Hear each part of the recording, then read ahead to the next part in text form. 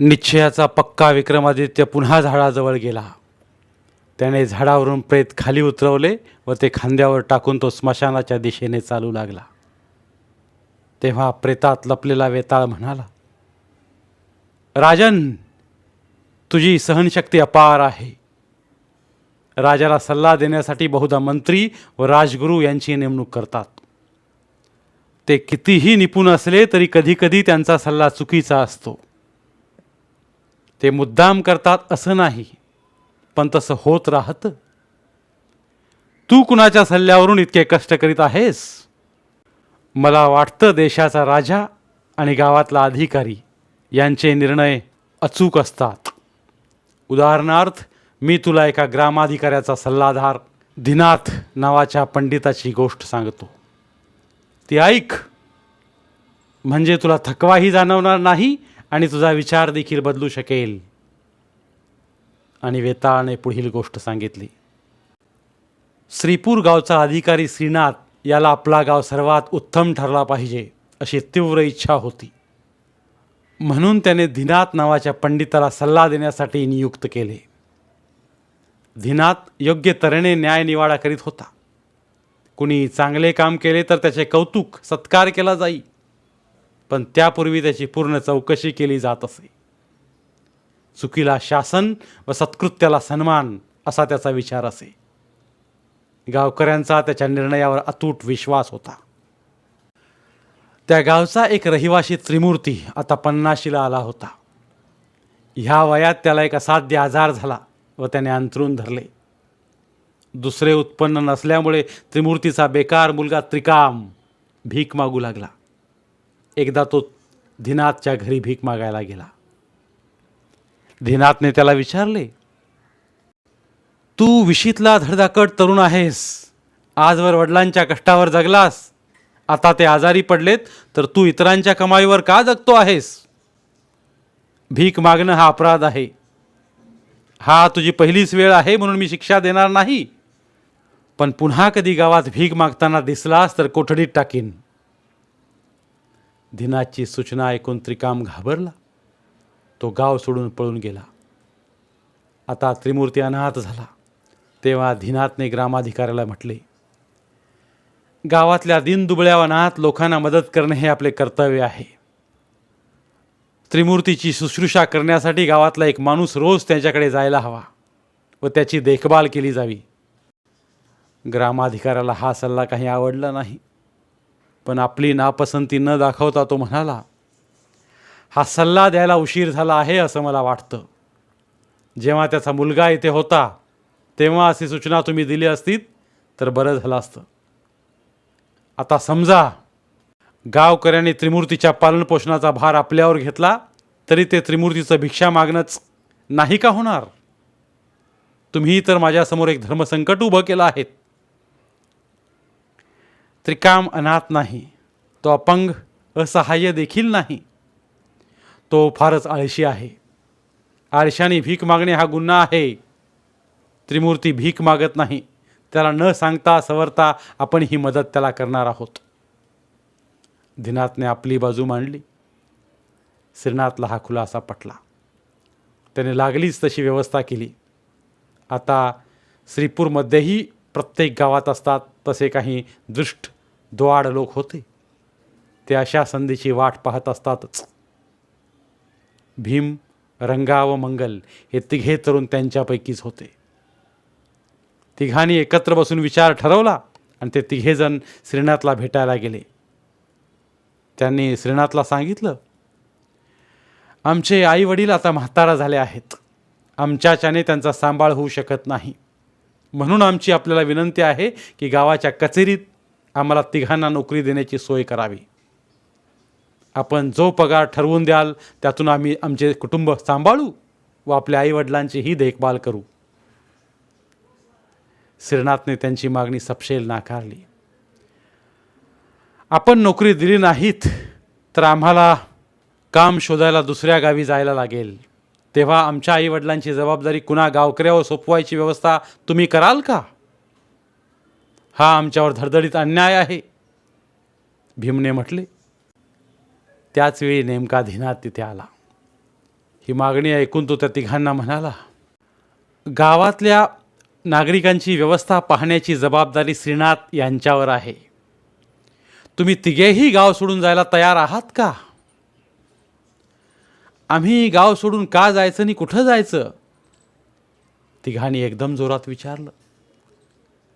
त्यांचा हा उद्धट प्रश्न ऐकून श्रीनाथ एकदम नाराज झाला. त्याने लागलीच त्या तिघावर बहिष्काराची शिक्षा ठोठावली. लवकरच ते तिघेही गावाबाहेर नाईलाजाने गेले. त्यांना ही शिक्षा दिल्यानंतर श्रीनाथ जरा विचारात पडलेला होता. त्याने धीनाथला म्हटलं, मला एक काळजी जरूर वाटते आहे की अशा तऱ्हेने आणखी किती कुटुंबांचा सांभाळ आपल्या डोक्यावर पडणार आहे. तुम्ही निष्कारण घाबरू नका. हे तिघे अगदी वाह्यात आहेत. बरं झालं तुम्ही त्यांना गावाबाहेर हाकललं. आता तुम्ही लवकरच बघाल की त्रिकाम परत घरी येईल आणि तुमची क्षमा मागेल. धीनाथने अस्वस्थ झालेल्या श्रीनाथला दिलासा देण्यासाठी म्हटलं. काही दिवसानंतर श्रीनाथला समजलं की त्रिकाम, भीम, रंगा आणि मंगल जवळच्याच सत्यपूर गावात राहत आहेत आणि कष्टाच्या कमाईवर जगत आहेत. पण अद्यापही त्यांचा उडाणटप्पूपणा काही कमी झालेला नव्हता. श्रीनाथच्यामुळे आपल्याला हे कष्ट करावे लागत आहेत म्हणून वेळोवेळी ते त्याला शिव्या घालीत होते.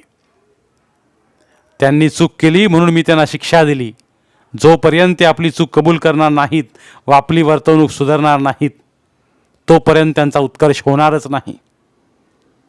श्रीनाथ धीनाथला म्हणाला. 8-10 दिवसानंतर श्रीनाथला वाटले की आपण सत्यपूरला जावे आणि त्यांची अवस्था बघावी. त्याने एका बैलगाडीची सोय केली. तो बैल चांगला तगडा व धष्टपुष्ट होता. तो गाडीवानही अनुभवी व कुशल होता. श्रीनाथ एकटाच गाडीतून निघाला. श्रीपुराहून सत्यपूरला जाताना वाटेत वीरपूर, ध्रुवपूर, ग्रहपूर या गावातून जावे लागत होते. श्रीनाथची गाडी वीरपूर ओलांडून ध्रुवपूर गावाच्या वेशीवर पोचल्यावर गाडीचे एक चाक रस्त्यावरच्या एका मोठ्या दगडावर चढले. या आकस्मिक अपघातामुळे श्रीनाथ जमिनीवर घसरून पडला. त्याला मार लागल्यामुळे त्याची शुद्ध हरपली. गाडीवान धनियाही खाली आपटला. गाडीचे चाक त्याच्या अंगावर उलटले. त्याला उठता येईना. तो तिथेच पडून राहिला. त्यावेळी भीम काही कामासाठी सत्यपुराहून ध्रुवपूरला जात होता. त्याने हे दृश्य पाहिले. त्याने बैलाचा कासरा पकडला आणि गाडी सरळ केली. श्रीनाथ व धनियाला उचलून त्याने गाडीत घातले आणि ध्रुवपुरातल्या एका चांगल्या वैद्याकडे त्यांना नेले. वैद्याने पूर्ण तपासणी केली आणि सांगितले की धनिया लवकरच बरा होईल. पण श्रीनाथला शुद्धीवर यायला 1 आठवडा लागेल. श्रीनाथची सुश्रुता नीटपणे करायला हवी आणि एक माणूस 24 तास त्याच्यावर लक्ष ठेवायला हवा. त्याच्या औषध पाण्याचा खर्चही बराच येणार होता. त्या वैद्याने पुढे म्हटले, माझ्या घरी त्याला ठेवायला व त्याच्यावर उपचार करायला मी तयार आहे. पण बरा झाल्यानंतर जर त्याने शुश्रूषा उपचाराचे पैसे द्यायचे नाकारले तर माझे पैसे तू दिले पाहिजेस. ही अट मान्य असली तरच मी आवश्यक ते उपचार सुरू करीन. भीमाने वैद्यांची ही अट मान्य केली. तो स्वतः श्रीनाथबरोबर तिथे राहिला आणि त्याने त्याची सेवा शुश्रूषा केली. 3 दिवसानंतर श्रीनाथ शुद्धीवर आला. भीमाने अगदी निगुतीने सेवा केली म्हणून श्रीनाथ लवकर शुद्धीवर आला असं वैद्यांनी सांगितलं. आणखी 3 दिवसात श्रीनाथ खडखडीत बरा झाला. त्या दरम्यान धनियाचीही प्रकृती ठीक झाली व त्याला हिंडाय फिरायची शक्ती आली. तो श्रीपूरला गेला आणि त्याने ही बातमी इतरांना सांगितली. श्रीनाथला बघायला लागलीच त्याचे कुटुंबीय, धीनाथ व आणखी काही गावकरी ध्रुवपूरला गेले. सर्वांनी वैद्यबुवांचे व भीमाचे आभार मानले व कौतुक केले. मी माझे व्यावसायिक कर्तव्य केले, त्याशिवाय परमेश्वराची कृपाही होती.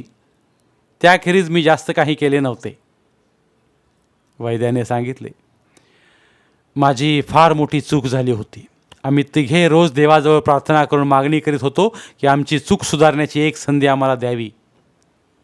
परमेश्वराने अशा तऱ्हेने माझी विनंती ऐकली तर. भीमाने उत्साहाने म्हटले.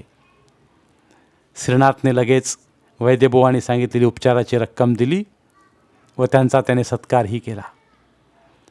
घरी परत आल्यानंतर भीमावर घातलेली बहिष्काराची सजा रद्द करावी व त्याला गावातच नोकरी द्यावी असे त्याला वाटले. हा विचार त्याने श्रीनाथला सांगून म्हटले, भीमाला पश्चाताप झालेला आहे, त्याला नोकरी द्यावी असा माझा विचार आहे. तुमचे काय मत आहे? धीनाथने उत्तर दिले, माझं काहीही मत नाही, पण यापुढे मात्र तुम्ही प्रवास करू नये आणि गावाबाहेर जाऊ नये असं मला वाटतं. कारण बेजबाबदार व उद्दाम वर्तवणुकीबद्दल शिक्षा झालेले अजून 3 जण आसपास आहेतच. वेताळने ही गोष्ट सांगून विक्रमादित्याला म्हटलं, राजन, धीनाथ भले मोठा पंडित असेल, परंतु त्याच्या मनात दया, करुणा व क्षमा काडी मात्र नाही. जर योग्य वेळीस भीमाची मदत मिळाली नसती तर श्रीनाथ जिवंत राहिला नसता. आपल्याला जीवदान देणाऱ्या भीमाला गावातल्या कचेरीत नोकरी देऊन आपली कृतज्ञता व्यक्त करावी असं साहजिकच श्रीनाथला वाटलं. पण धीनाथने त्यावर आपली शंका व्यक्त केली आणि श्रीनाथला सावध केले. त्याच्या मनोवृत्तीमुळे त्याच्या स्वभावात माणुसकी, विवेक, सारासार विचारशक्ती यांचा अभाव आहे असं वाटत नाही का? माझ्या या शंकेचं समाधानकारक उत्तर तुला माहीत असूनही जर तू बोलला नाहीस तर तुझ्या मस्तकाचे 100 शकले होतील. त्याला विक्रमादित्याने उत्तर दिले, मनुष्य हा जनावरांपेक्षा निराळा आहे. कारण दया, करुणा, प्रेम असे सात्विक भाव मानवाच्या मनात असतात. पण चांगले किंवा वाईट कोण आहे हे ओळखूनच हे भाव इतरांबद्दल दाखवायचे असतात. परमेश्वराने भीमाची चूक सुधारण्याची संधी देण्यासाठी ही घटना घडवली हे भीमाचे म्हणणे चूक आहे. म्हणूनच धीनाथने श्रीनाथला सल्ला दिला की भीमाप्रमाणे आणखी 3 लोक आहेत, म्हणून त्याने गावाबाहेर जाऊ नये. भीमाला गावात नोकरी देणे श्रीनाथला सहज शक्य होतं, पण त्यामुळे त्या तिघांचा दुरावा व कडवटपणा जास्तच वाढला असता आणि त्यांनी अशा संधीची वाट पाहत डाव साधला असता. धीनाथच्या या सल्ल्यामुळे त्याला वेगवेगळ्या स्वभावाच्या माणसांची चांगली परीक्षा आहे हे दिसून येते. त्यांचा हा सल्ला सर्वस्वी योग्य व उचित आहे. राजाचे मौनभंग करण्यात यशस्वी झालेला वेताळ शवासहित अदृश्य झाला आणि पुन्हा झाडावर जाऊन बसला. धन्यवाद. धन्यवाद. तर मित्रांनो, ही होती आजची गोष्ट.